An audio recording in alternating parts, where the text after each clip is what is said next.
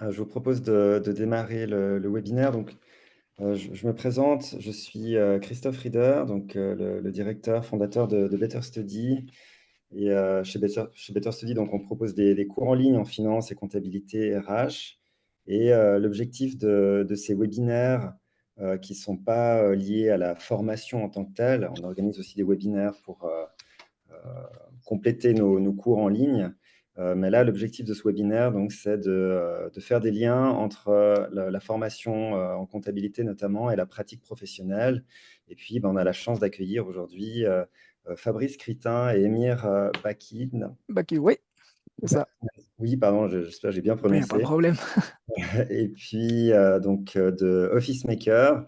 Donc, vous êtes spécialiste en informatique de gestion et aujourd'hui, vous allez nous présenter donc, une fonctionnalité qui est très intéressante pour la gestion de trésorerie, notamment pour les responsables de PME ou les responsables financiers. Merci encore donc de votre participation et puis je vous laisse la parole sans plus tarder.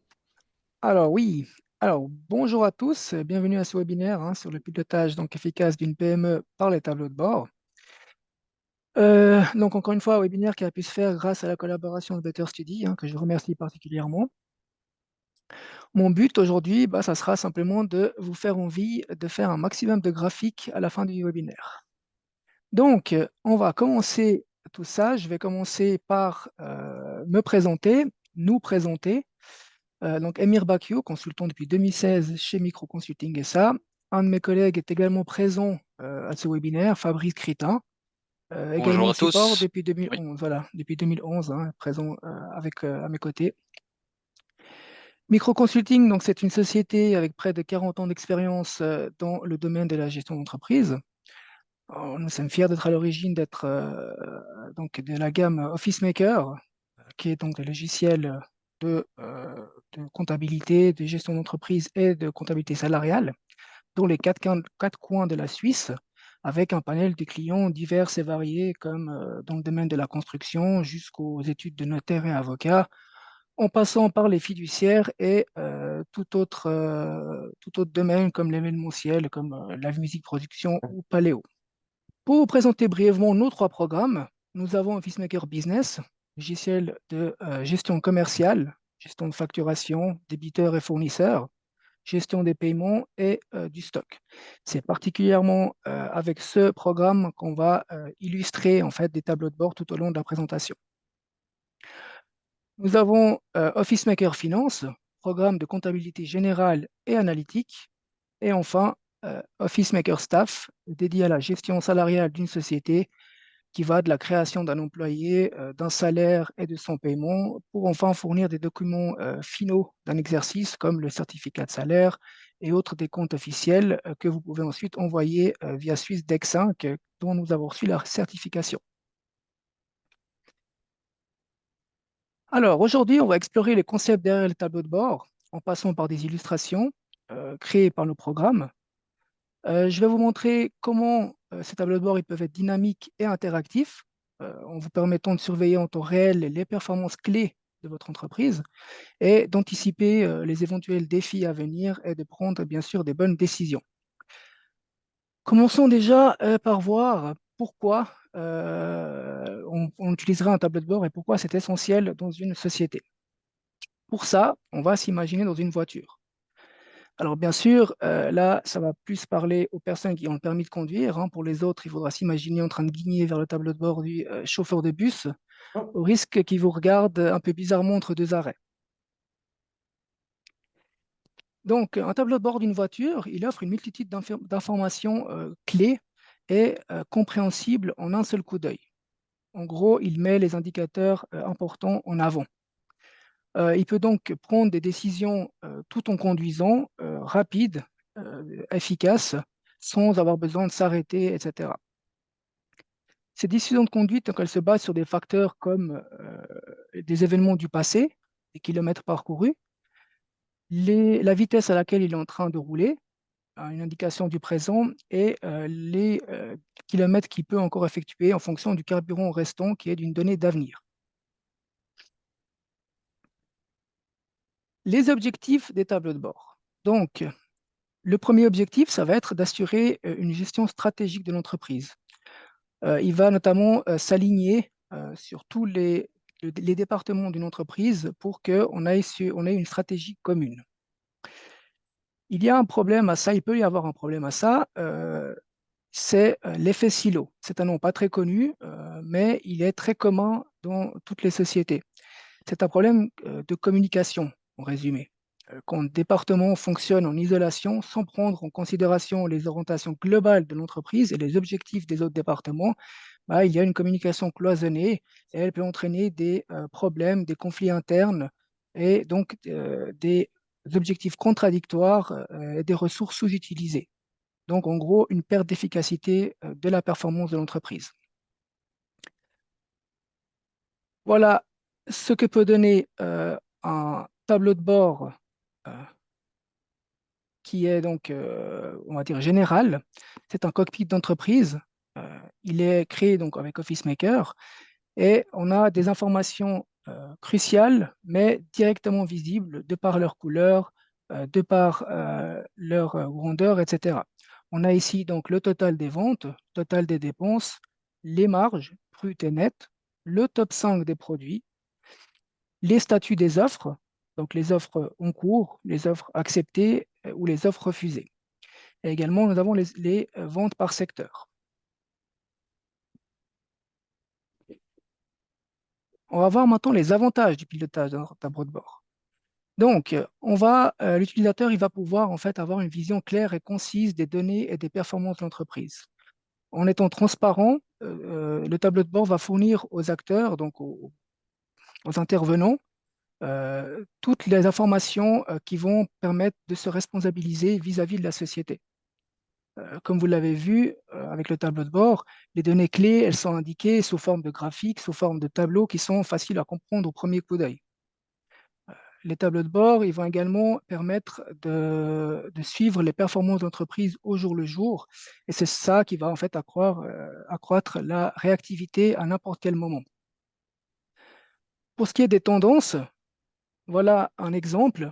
Il va permettre de révéler les opportunités de croissance ou d'amélioration des performances. Avec les tendances historiques comme ce qu'on a sur l'image, on va pouvoir détecter les évolutions positives ou négatives donc, d'un produit, d'un secteur, d'une activité, d'un service, et ça va aider à anticiper les problèmes potentiels ou à capitaliser sur les opportunités. Avec ce graphique, donc, il nous indique un article précis, donc en l'occurrence ici un robot aspirateur automatique, pour l'année 2023. Alors, on a les chiffres également de 2022, donc tout ce qui est acquisition et vente, mais le graphique met en avant l'année en cours, l'année 2023, et donc avec des barres, des courbes en doré pour les ventes et des courbes foncées noires pour les acquisitions.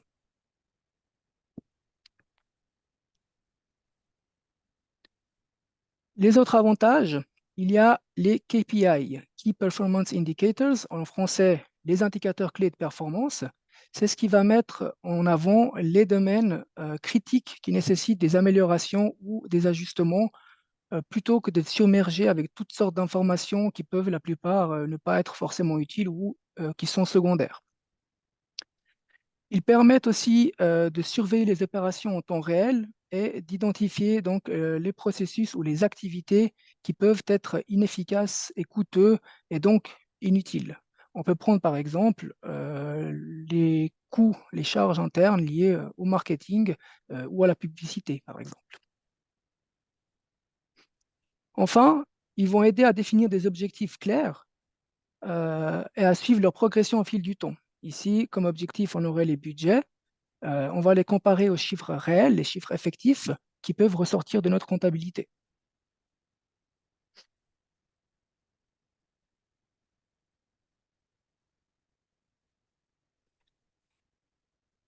Maintenant qu'on a exploré les avantages, on va voir les défis du tableau de bord. On va voir les défis que les PME peuvent Ah oui, rencontrer, collecte de données, bien sûr. oui, elles peuvent rencontrer dans leur mise en place, en fait. Mm. Alors, il y a d'abord, la première chose, c'est les collectes de données. C'est le premier défi. Pour mettre en avant les informations pertinentes, les classements pertinents, des graphiques qui veulent dire quelque chose, il faut alimenter correctement un tableau de bord. C'est-à-dire qu'il faut avoir de bonnes données en fonction de ce qu'on veut faire ressortir. Il y a aussi le choix des indicateurs clés. Là aussi, défi majeur, c'est de déterminer quels indicateurs clés, donc les fameux KPI dont on parlera tout à l'heure, sont les plus pertinents pour votre entreprise. Sinon, vous pouvez avoir ce genre de réaction de votre patron en faisant ressortir, en fait, de grossir des chiffres faussement ou alors faire passer inaperçus certains éléments qui peuvent être importants à analyser. Heureusement, ici, c'est seulement Dédé qui a fait une blague à son patron.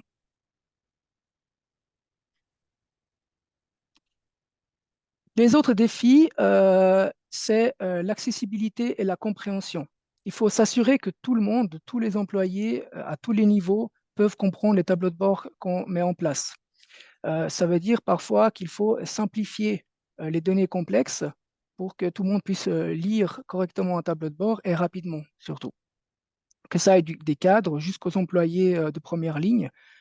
Il faut aussi que certaines fois faire le contraire, c'est-à-dire former, monter en niveau les connaissances des employés au niveau des tableaux de bord, surtout si c'est un tableau de bord précis ou spécifique qui peut poser problème, pour qu'ils puissent s'y habituer justement et le comprendre au coup d'œil. Enfin, il y a la maintenance continue. Alors, les données, elles évoluent, les objectifs, ils peuvent changer. Les tableaux de bord, eux, doivent rester pertinents. Donc, il faut forcément consacrer du temps à la mise à jour et à l'amélioration donc, des tableaux de bord. En plus de ça, si vous êtes une PME qui n'avait pas de ERP, qui avait simplement un tableur comme Excel ou Numbers, vous devez mettre à jour vos tableaux de bord de manière régulière et manuelle, ce qui peut poser problème. Alors, les fameux KPI. Qu'est-ce qu'on peut avoir comme type de KPI? On peut avoir les KPI financiers, donc tout ce qui est chiffre d'affaires, que ce soit de la société ou séparé par département. Les résultats nets, l'endettement et la liquidité, hein, qui vont indiquer la santé financière de l'entreprise. Au niveau commercial, on a le taux de satisfaction pour garantir donc la fidélité des clients, par exemple, le chiffre d'affaires par client ou par produit ou service, et le nombre de nouveaux clients, par exemple, pour suivre la croissance de la clientèle. Et enfin, on a la partie ressources humaines. On peut mesurer, par exemple, le turnover, le taux de rotation de vos employés, en gros, le taux d'absentéisme, qui permet d'identifier les problèmes de présence au travail. Et enfin, par exemple, on peut avoir le taux de formation qui peut vous permettre de mesurer l'investissement que vous mettez dans le développement des compétences de vos employés. On a un exemple ici d'une création de tableaux croisés dynamiques avec OfficeMaker pour choisir en fait les bons KPI et les bonnes données clés. Vous aurez donc ces petites vidéos. On va décider de remplir un tableau automatique en choisissant les statistiques de vente qui sont donc les lignes de facture, de toutes les factures. On va prendre comme indicateur les années en 4 chiffres, les catégories articles, les catégories clients, et enfin, on va prendre les totales statistiques qui correspondent donc aux totaux de chaque ligne. On va créer le tableau, on va demander au programme qu'il le remplisse automatiquement dès l'ouverture. Donc, si on change des données, le tableau sera mis à jour. Et enfin, on va créer le tableau croisé dynamique à partir de là. Donc, il nous fait un tableau croisé dynamique qui nous indique les champs à mettre en place. On va mettre ici dans l'exemple les années comme filtre, les catégories articles dans les colonnes, les catégories clients dans les lignes et les totaux statistiques dans les valeurs pour avoir des totaux et sous-totaux par client, par catégorie de clients ou par catégorie d'articles. Et enfin, à la fin, on va avoir un total général, un grand total en fait. On peut changer automatiquement pour avoir des sous-totaux toute année confondue. Et enfin, on peut faire le contraire, c'est-à-dire qu'on peut avoir, sans prendre en compte toutes les années, on peut avoir, ce qu'on verra tout à l'heure, on peut avoir simplement les totaux des 2 ou 3 années en fonction de ce qu'on a comme information. On voit ici voilà, qu'on peut changer en un seul clic ce qu'on veut voir, ce qu'on veut mettre en avant surtout. Voilà. Alors, il y a 2 types de tableaux, tableau de bord stratégique, tableau de bord opérationnel, et ils vont se différencier en 3 points. Il y a d'abord l'objectif principal. Le tableau de bord stratégique, il est axé sur la stratégie globale de l'entreprise. Son objectif, c'est de fournir en fait une vue d'ensemble des indicateurs clés de performance. Tandis que le tableau opérationnel, lui, il est axé sur les opérations quotidiennes de l'entreprise et puis il va suivre en fait les performances en temps réel, on dit même. La deuxième différence qu'il y a, c'est la portée temporelle. En fait, la portée temporelle au niveau stratégique, elle va être beaucoup plus longue à moyen et long terme et elle va être sur une période étendue et elle va être mise à jour. En fait, ce tableau peut être mis à jour, mais de manière trimestrielle ou en début de chaque année. Tandis que le tableau opérationnel, lui, va être mis à jour quotidiennement, de manière hebdomadaire ou mensuelle, pour apporter bien sûr des résultats à plus court terme.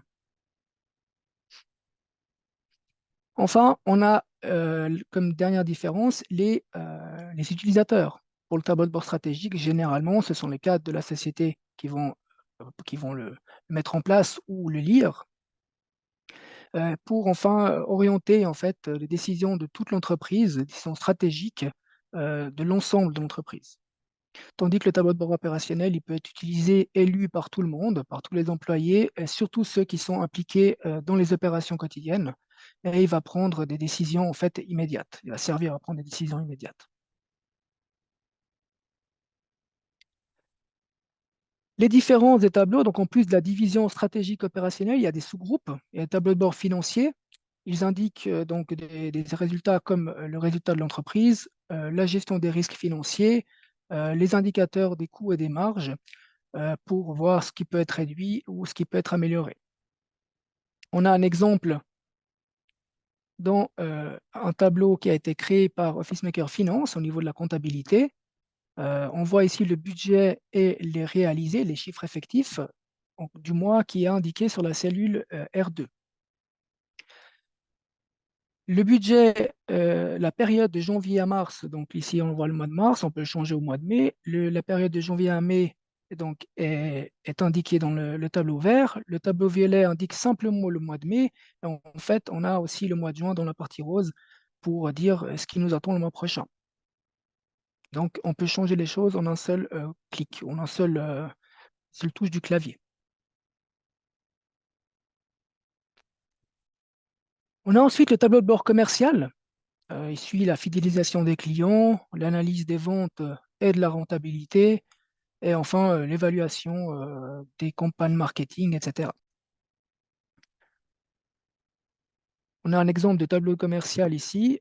On a un tableau de données. Ce n'est pas là qu'on va s'arrêter aujourd'hui. On ne va pas s'intéresser aux données. On va directement passer à la partie graphique. On voit ici qu'on a une évolution hebdomadaire, donc par jour. On peut changer en indiquant simplement la date du début. Le programme va mettre à jour toutes les informations, que ce soit les jours, les dates et bien sûr les données des graphiques. Là, on va voir donc qu'est-ce qu'on a comme résultat au jour le jour, qu'est-ce qu'on a comme résultat par catégorie d'articles, par catégorie de clients et on a un graphique qui montre les conversions des offres en factures, bien sûr en partant du principe que l'entreprise fait obligatoirement une offre avant de faire une facture. Enfin, on a les tableaux de bord des ressources humaines pour avoir un suivi des coûts salariaux, euh, gestion de la performance individuelle ou collective ou par département et la planification des emplois et des compétences qui va permettre, par exemple, d'anticiper le besoin en personnel.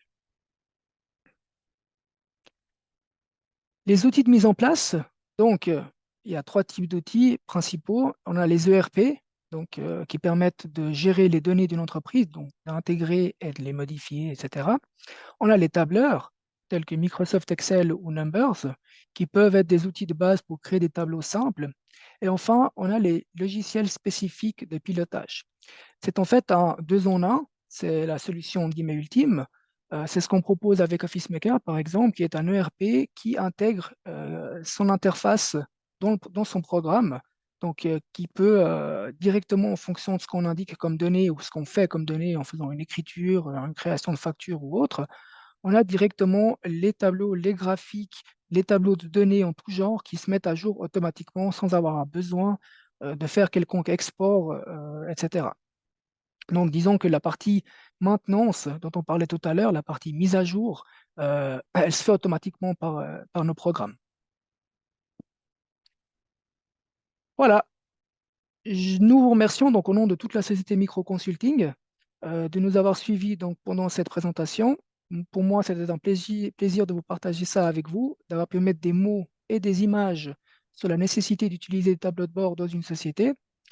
En espérant vous avoir inspiré, je tiens encore une fois à remercier Better Study de nous avoir donné l'opportunité donc de faire cette présentation ouverte et totalement gratuite sur un sujet aussi important. Maintenant, je suis ouvert aux questions que vous pouvez poser directement au chat en envoyant la question à Fabrice Critin. Et si vous avez des questions qui concernent surtout Office Maker et l'utilisation de nos programmes, vous pouvez directement me contacter par l'email qui est affiché ou demander même une démo gratuite et sans engagement depuis notre site internet officemaker.ch ou nous appeler sur notre numéro de téléphone. Merci.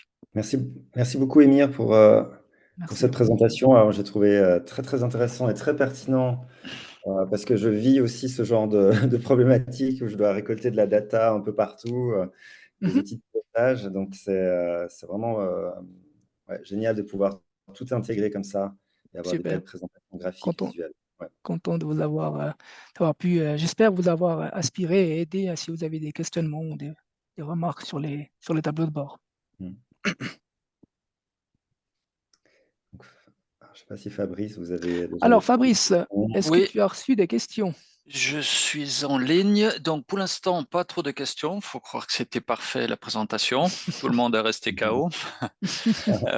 J'ai juste mis pour info. Donc, oui, il y a une personne qui a demandé si c'était possible d'avoir un enregistrement. Donc, je crois que les personnes qui sont inscrites recevront un lien pour une vision, un visionnement ultérieur sur d'autres supports. C'est bien juste? Oui, c'est ça. C'est enregistré et puis vous recevrez les participants et les personnes qui n'ont pas pu participer, le replay. Exactement, Ouais. tout à fait. Donc, il y aura une vidéo sur YouTube, quelque chose comme ça, c'est ça? En plus, oui, exactement. Si Ce si j'ai sera bien exactement compris, hein? Une rediffusion uploadé sur sur YouTube. YouTube. Ouais, tout à fait, sur la chaîne Better Study. Exactement. Mhm. Ouais. Ouais. Ah, voilà, il y a plus de questions là sur le chat que Alors, ouvert en fait. Je pense que c'était plus techniquement, c'était difficile de décrire directement.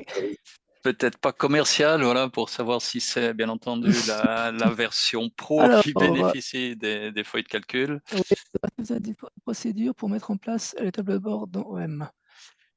Alors, on a une documentation en ligne, hein, si jamais pour la première question de Madame Duprat, non pas de Madame Duprat, pardon, de Angélique, Madame Duprat me saluait. Donc Angélique, oui, alors il y a une documentation sur tout est mis en place en fait pour que vous puissiez créer vos tableaux de bord. Alors, il faut savoir que nos tableaux de bord, ils intègrent toutes les fonctions d'Excel et en plus, il y a nos fonctions financières à nous, donc qui sont propres au programme et tout est expliqué, il y a des exemples. Il y a fonction par fonction, voilà, il vous donne des exemples, etc., pour que vous puissiez mettre un tableau de bord comme vous le désirez. Et Alors, à puis quel endroit? oui, excuse-moi Emile, je vois juste là Coffee Gest.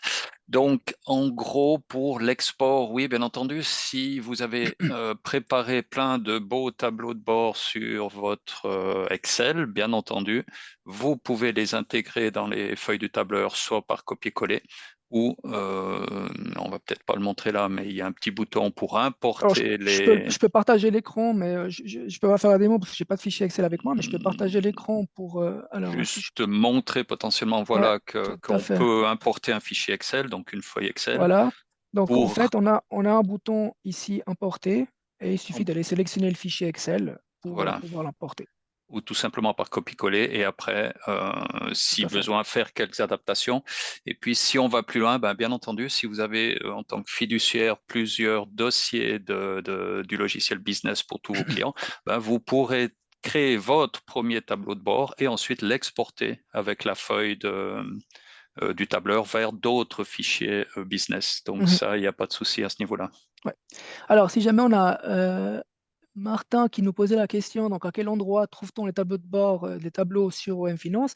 Donc les feuilles de calcul, c'est ce qui permet, donc c'est ce qu'on appelle ça les feuilles de calcul, ce qui permet de créer des tableaux de bord, se trouve dans Finance, dans son d'analyse, feuilles de calcul. Et pour les tableaux de bord existants, donc les tableaux de bord exemples, il faut aller sur la base de données démo. Et là, vous pouvez voir, on a un panel d'exemples des tableaux de bord. Ensuite, donc, on a tac, tac. combien de temps faut-il pour compter, pour implémenter et en moyenne les budgets à prévoir? Alors, à savoir qu'on a un exemple, donc l'exemple que je vous ai montré, hein, il existe dans la démo. Vous pouvez vous baser sur ça, mais si on prend tout de A à Z, donc il faudrait juste mettre en place vos budgets si ce n'est pas déjà fait dans le programme en tant que données, et ensuite créer la feuille de calcul. Ça prend pas trop de temps. C'est une question après de design, de ce que vous voulez mettre comme info. Généralement, avec notre documentation PDF, vous avez tout ce qu'il faut pour pouvoir faire du copier-coller même des fonctions.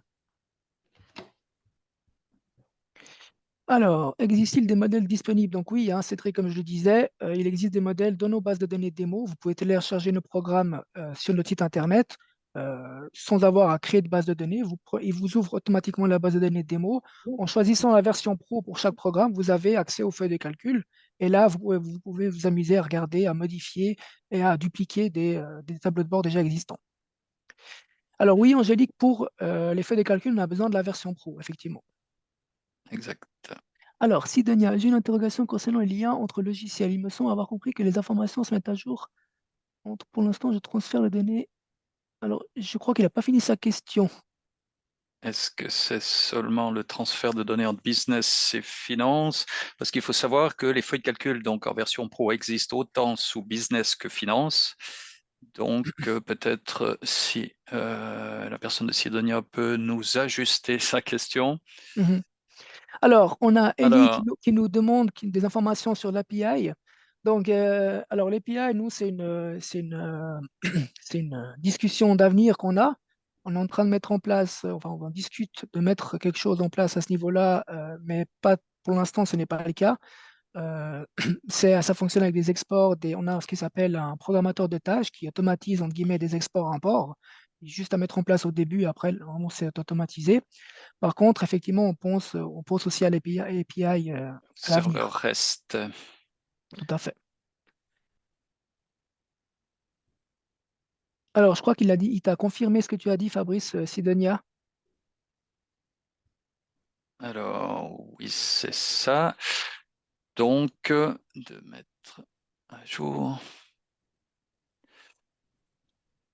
Alors, on a Santos qui nous pose la question si pour les feuilles de calcul, c'est mieux d'avoir la version pro de finance ou de business. Alors, il faut savoir une chose, finance, vous allez avoir plutôt l'aspect financier dans le sens où ça va être par compte, ça va être par centre d'analyse, ça va être par budget, quoique dans business, il y a aussi les budgets. Dans business, vous avez des choses comme par service, prestation, client. Vous avez la notion de client, la notion de service, la notion de prestation, en plus d'avoir les budgets, etc. Vous avez la notion je sais pas, de notes de crédit, de facture, de paiement, etc. Ce que dans finance, bah, c'est de l'écriture propre. Donc là, vous avez simplement des écritures, en fait. C'est quelque chose lié Je- à des comptes et des écritures. Ok, je reviens juste sur la demande là pour les API au DBC. Donc c'est clair que nous avons prévu un développement avec les serveurs REST, avec tous les échanges API. Donc c'est en cours de préparation auprès de notre service de production. En résumé, actuellement, dans ces feuilles de calcul, oui, il y a déjà une opportunité d'importer avec des sources de données qui se retrouveraient sur un site ou potentiellement sur un site Internet. Ça peut être autant un site de bourse ou même de l'OFS. Et puis, vous pouvez importer ces données de manière automatique dans un tableur sous format JSON, CSV ou XML. Donc, Je peux faire une petite, c'est une minute ou même pas. juste Faudrait montrer ouais, je éventuellement montre le... peut-être la partage d'écran de nouveau. On a ici, en faisant données, source de données, et on peut Voilà. avoir un tableau en sélectionnant aussi le format, donc XML ou JSON ou CSV, etc. Donc, autant que ça peut être des métadonnées depuis le site de l'OFS sous format JSON, ou potentiellement, si on a des apprentis traders ou des professionnels traders peut-être, donc depuis des Voilà, sites boursiers, certains sont gratuits, avec potentiellement un cours différé de 15 minutes. Et puis, comme toute base de données, certains autres sites sont payants, c'est ça. sur lesquels il faut un abonnement, mais ça, c'est libre à tout le monde. Voilà. J'ai aussi une question, je profite. Si on a nos données comptables sur un logiciel autre que le vôtre, est-ce que Mhm. c'est facile? Est-ce qu'on peut procéder de la même façon pour migrer les données chez vous, par exemple? Oui, oui, alors on a tout fait pour faciliter, hein, de toute façon. On a des formats d'import comme des formats d'export d'ailleurs qu'on peut en fait configurer. Alors, on ne sait pas, tout n'est pas figé. on peut s'adapter en fait au fichier qu'on est censé recevoir, si on veut. D'accord. Avec, on ne va pas citer le nom de certains concurrents, mais bien entendu, on a dû aussi mettre en place des sortes d'imports quasiment automatiques depuis un fichier, je dirais, zip d'un concurrent où on peut reprendre toutes ces sous-écritures pour pas sous-finance, par exemple. Mhm. Ah, Et super. après, il faut bien Exact. parler que ces imports restent toujours un peu du sur-mesure, mais si on peut les automatiser, ce sera mieux autant pour le client que pour le porte-monnaie. Tout à fait. Donc, vous facilitez en fait le transfert d'un C'est ça. Exact. logiciel à Oui, OfficeMaker. oui, Ça, c'est une bonne oui. chose. Ouais, super. Alors, on a Santos qui nous demande si on a des modèles d'import, est-ce que c'est gratuit pour l'import ou devons-nous passer par vous? Alors, les modèles d'import, on en a. Comme je C'est les dis, on peut dupliquer même à partir d'un autre modèle qui est existant. On peut créer notre propre modèle en fonction du fichier qu'on veut importer. Mais on a des modèles de base, entre guillemets, standards. voilà, des standards qui prennent le maximum d'informations possible. Et par contre, pour l'import, non, vous ne devez pas payer quoi que ce soit, c'est totalement gratuit. Après, si vous avez besoin de nous parce que vous devez configurer un fichier Excel ou quoi que ce soit, là, forcément, vous pourriez passer par nous. Mais de base, c'est fait pour que l'utilisateur puisse le faire lui-même. Voilà, donc souvent dans les formats d'import, il y a le standard comme l'a dit Emir, contient beaucoup de rubriques. Par contre, il y a aussi le format d'import simple où vous aurez simplement à ajuster les colonnes de votre fichier Excel et vous l'importez sous format généralement TXT ou CSV. Et Voilà, puis ça, c'est à la portée de nombreuses personnes, le tout exactement. gratuitement. C'est ça.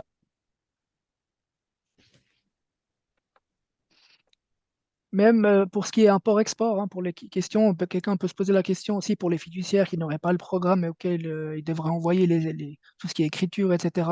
On a par exemple un format de base qui est un format fiduciaire qui donc exporte le grand livre, entre guillemets, tous les extraits de compte, le bilan et le compte de résultat automatiquement sur Excel, en fait, que vous pouvez ouvrir avec Excel. Donc ça aussi, c'est des formats d'export qui peuvent être aussi modelés, bien que ceux de base sont déjà normalement très complets. Et là, il n'y a pas besoin de formation de la part de l'utilisateur, il peut le faire très bien lui-même, etc. D'accord.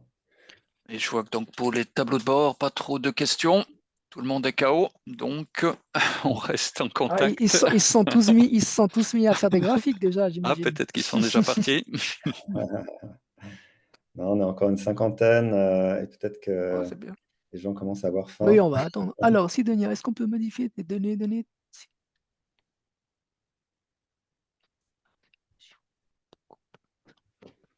Oh là là, c'est un peu complexe la demande. Alors, est-ce qu'on peut modifier des anciennes données compte? Oui, bien sûr. Alors, on a des fonctions, par exemple, comme libeller, en indiquant le numéro du compte. Si on modifie le libellé d'un compte, par exemple, donc par rapport au numéro de compte, le libellé sur le tableau de bord, donc sur la feuille de calcul, va automatiquement se mettre à jour et se modifier, effectivement. En résumé, il y a des liens entre les différentes feuilles de calcul. Donc, c'est pas simplement de dire on ouvre une feuille de calcul, on a des onglets, on peut aussi interfacer les différentes feuilles de calcul Exactement. pour que votre feuille de calcul, qui serait peut-être tableau de bord général, aille reprendre des données dans d'autres feuilles de calcul. Donc, merci beaucoup, très inspirant. Effectivement, il y a du boulot, mais il y a des possibilités très, très grandes. Merci, bon appétit, Madame Duprat. Je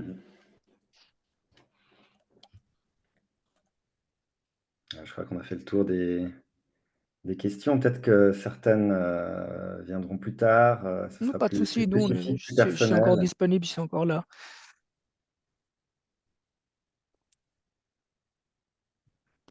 Alors oui, hein, tu utiliser toutes les données hein, d'OfficeMaker, donc que ça soit, comme je disais, du nom d'un client jusqu'à le solde provisoire ou le budget de la comptabilité, on peut tout utiliser. Tout utiliser. Tout ce qui est la gestion des données dans OfficeMaker peut être reporté sur une feuille de calcul, donc sur un tableau de bord. Et bien sûr, peut être illustré en tant que graphique, etc. Je crois que peut-être que c'était la dernière Là, question. là, on rentre un peu en détail, on est dans des petits détails de support. Alors, mets le numéro. J'ai-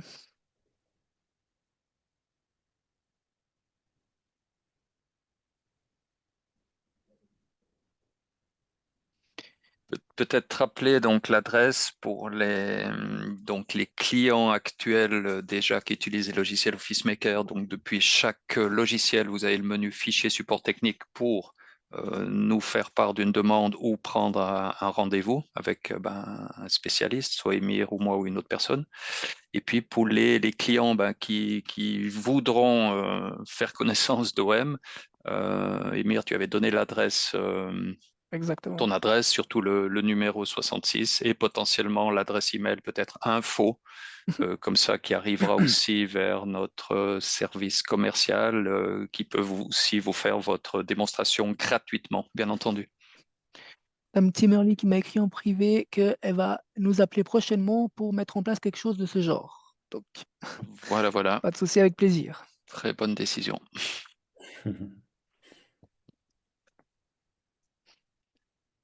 Super. Je crois qu'on arrive au terme de la présentation. Merci encore, Fabrice. Merci, Émir, Merci à vous. Merci à vous. présentation. Et puis, on reste en contact pour la suite.